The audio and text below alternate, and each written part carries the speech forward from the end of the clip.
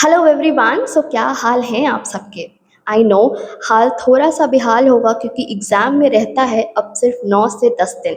और अब आपके अंदर बहुत सारे थॉट्स आ रहे होंगे, बहुत सारे सवाल आ रहे होंगे कि क्या कैसे होने वाला है, क्योंकि अब ये क्वेश्चंस मुझ तक भी पहुंचने लगे हैं। लास्ट नाइट ही मुझे एक स्टूडेंट्स ने बहुत लंबी लिस्ट ऑफ क्वेश्चंस भेजे, और while replying him back I realise कि ये सारे क्वेश्चन बहुत सारे स्टूडेंट्स के हो सकते हैं।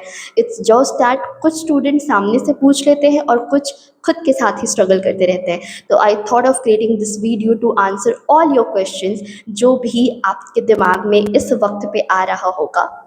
So in this video, I'm going to discuss the next 10 days strategy, the mistakes to avoid, and how to stop your overthinking. Okay, so let's start this video. First, I'll start how to stop your overthinking. See, whatever you are thinking right now, whatever you are feeling right now is absolutely normal. Mark my words, each and every students who are going to write this September 25 examination of CA Foundation experiencing feeling the same thing whatever you are experiencing right now. उनके अंदर भी same सवाल आ रहे होंगे कि exam में paper difficult आ गया तो क्वेश्चंस नहीं बने, तो कॉन्सेप्ट याद नहीं आया, तो फॉर्मूला भूल गए, तो एंड सो ऑन। ये सारे सवाल हर एक सीए स्टूडेंट्स के मन में आता है जब वो पेपर देने वाला होता है, नो मैटर आप कितने भी अच्छे से प्रिपेयर्ड हो या कितना भी कम प्रिपेयर्ड हो। Even the AI arts used to face the same problem जो आप फेस कर रहे हो। ठीक है, तो let me tell you it is absolutely normal. इस चीज़ पे ज़्यादा ध्यान मत दो कि क्या कैसे होने वाला है। ध्यान इस चीज़ पे देना है कि अभी क्या करना है आपको प्रेजेंट में। And let me tell you, you need to put the full stop of your overthinking, क्योंकि ये जो ओवर थिंकिंग है बहुत ज़्यादा टाइम कंज्यूम करता है। आप सोचते रह जाओगे क्या कैसे होने वाला है, और अभी जो करना है आप वो नहीं कर पाओगे, आपका टाइम वेस्ट होते जाएगा। और ये लास्ट के जो 10 दिन है, this is going to be the most important day of your preparation. You need to polish, you need to revise all your concepts in these 10 days. ठीक है, इतनी रिविजन्स कर लिए, इतना हार्डवर्क कर लिया, इतनी क्लासेस कर लिए, बट उसको पॉलिश भी तो करना है, तभी तो एग्ज़ाम और रिजल्ट के दिन आप शाइन कर पाओगे। ट्रस्ट मी, कोई मतलब नहीं है अगर आप इन लास्ट 10 डेज में रिवाइज नहीं करते हो या लास्ट 1.5 डेज में रिवाइज नहीं करते हो। ऐसा लगता है कि अरे जो पढ़ा तो पढ़ा, अब पढ़ के क्या ही होगा। नहीं, these days are going to decide your result, either successful और unsuccessful. These days are going to decide.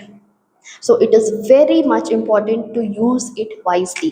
तो आपके जो अननेसेसरी थॉट्स आपके दिमाग में आ रहे हैं उनको आपको कंट्रोल करना बहुत ज़्यादा ज़रूरी है। You need to stop them. अब वो आप कैसे करोगे कि हर एक स्टूडेंट का एक अलग तरीका होता है।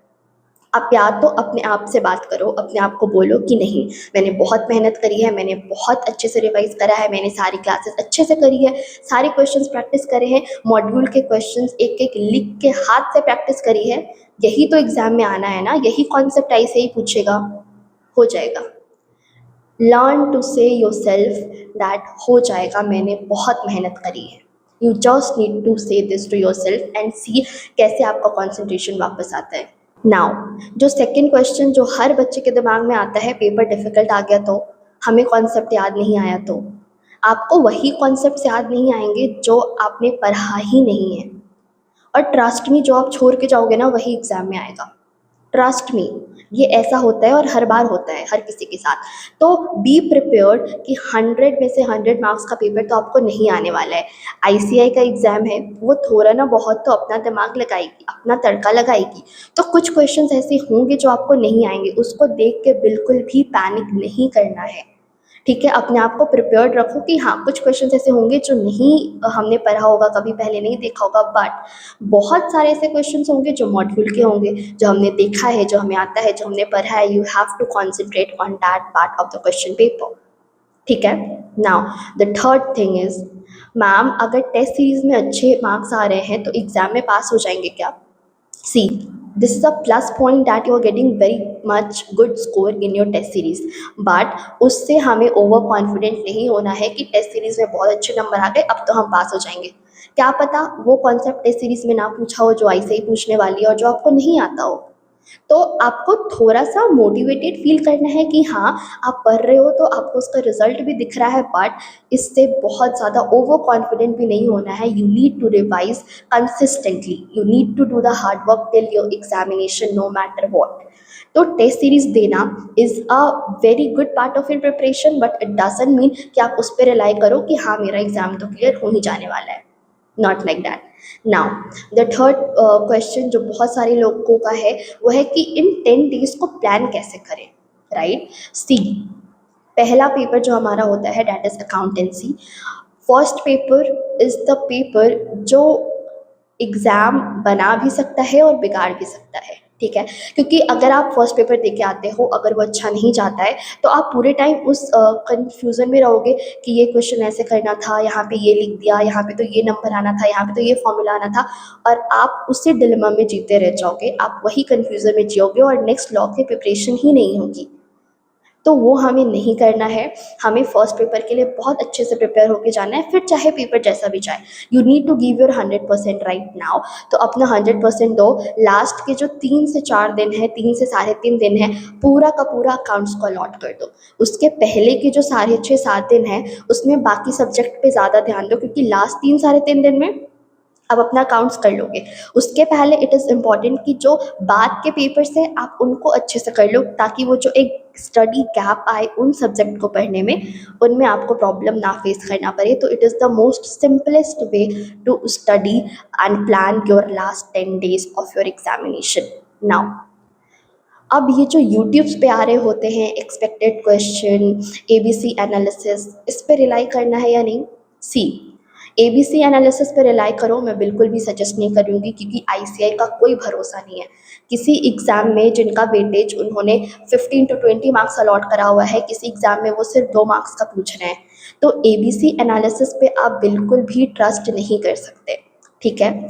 ऐसा मैंने अभी तक नोटिस किया है।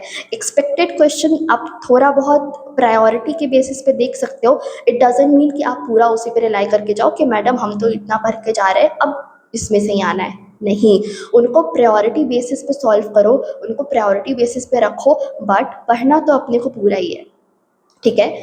उसके बाद मैंने डिस्कशन ग्रुप में देखा है specially that many of you वो कीप ऑन आस्किंग, इस सर के मटेरियल भेज दो, इस सर का क्वेश्चन भेज दो, इस सर का स्टडी नोट भेज दो, फॉर्मूला नोट भेज दो। Now stop doing that. You need to follow the notes जो आपने अब तक फॉलो करा है, जो आपने खुद से बनाया है। हर जगह से मटेरियल इकट्ठा करके कुछ नहीं होने वाला, आपका सिर्फ टाइम वेस्ट होगा। आपको लगेगा अरे ये मटेरियल नहीं हुआ, अरे ये नहीं हुआ, अरे ये नहीं हुआ, इस चक्कर में कोई नहीं होगा। सो इट्स बेटर कि आप एक ही मटेरियल उठाओ, अपना स्टडी मटेरियल उठाओ, उसको थोरोली कंप्लीट करो। आरटीपी एमटीपी देखो, that's more than enough for the foundation examination. आपको इतने सारे क्वेश्चन बैंक्स की ज़रूरत ही नहीं है। आप फाउंडेशन के लिए अपना स्टडी मैट जितने अच्छे से जितने बार हो सकता है क्वेश्चन लिख लिख के प्रैक्टिस करो। आरटीपी एमटीपी देखो, मोर देन एनफ। बहुत सारे बच्चों का ये क्वेश्चन है कि मैम कितने आवर्स की पढ़ाई करनी चाहिए? सोचना ही छोड़ दो। सोचना ही छोड़ दो कि कितने आवर पढ़ना है, आपको सिर्फ पढ़ना ही है। आप अपना जो नेसेसरी वर्क है, खाना पीना, थोड़ा ब्रेक, फ्रेश होना, ये सारी चीज़ें करो और सिर्फ पढ़ो। Now it's time to just study, study and study. ये मत सोचो कितने घंटे पढ़ना है। डेली टारगेट्स बनाओ, उन टारगेट्स को कंप्लीट करो। मेक श्योर कि सोने से पहले वो टारगेट्स हमारे कंप्लीट हो जाने चाहिए। आपका रिवीजन एग्ज़ाम से पहले कंप्लीट हो जाना चाहिए। इस 10 दिन में आपको अपना 1.5 डे स्ट्रैटेजी भी बना के चलना है, क्योंकि हम बहुत लाइटली लेते हैं 1.5 डे को। नहीं, it is the most important time again. जो ये 10 डेज़ का पीरियड है ना, उससे भी ज़्यादा इम्पॉर्टेंट 1.5 डेज़ का पीरियड है। तो you need to make sure कि जो ये पूरा टाइम है आप बहुत अच्छे से यूटिलाइज करो। Okay, now most asked question I will say is that ma'am ऐसा लग रहा है कि मैं पास नहीं होऊंगा या पास नहीं होंगी। सी, यू और आई कैन नेवर डिसाइड कि आप और हम पास होंगे या नहीं। वो हमारा हार्ड वर्क डिसाइड करता है, वो अपना कंसिस्टेंट, वो अपना डिसिप्लिन रहना डिसाइड करता है। आप अपने आप, आपको खुद को पता है, राइट? आपको खुद को पता है आपने कितनी मेहनत करी है, आपने कितना एफर्ट लगाया है। आप खुद से पूछोगे ना, you will get the answer. Instead of asking me और anyone else, you ask yourself, मेहनत की है ना, हार्ड वर्क करा है ना, it means you are going to get the result, it means you are going to clear your examination, it means you are going to see the successful on your marksheet. ठीक है, तो ये सारे thoughts देखो आएंगे, this is the time जब ये सारे थॉट्स आएंगे दिमाग में, आपको थोड़ा सा इन पे काबू करना है, पढ़ाई ज़्यादा करनी है, इन सब चीज़ों पे ज़्यादा ध्यान नहीं देना है। जब भी कोई ऐसा थॉट आए ना, फटाक से अपना दिमाग बदलो और पढ़ाई करने लग जाओ, कॉन्सेंट्रेट करो, अपने आप को बोलो कि मैंने मेहनत करी है, मैंने मेहनत करनी है, मैंने एग्ज़ाम क्लियर करना है। ठीक है, तो all these are the points which will help you to be concentrated in these last 10 days of your examination. So I think I have covered almost all the questions जो mainly हर एक students के होते हैं। इसके बाद भी अगर आपका कोई भी क्वेश्चन है, आप कमेंट बॉक्स में ऐड कर सकते हो, I definitely reply to each one of you, and I hope that this video is worth watching, and all the very best for your preparation for your examination। आपने बहुत मेहनत की है and you are definitely going to clear your exam। ठीक है, तो believe in your self, believe in your preparation, and all the very best.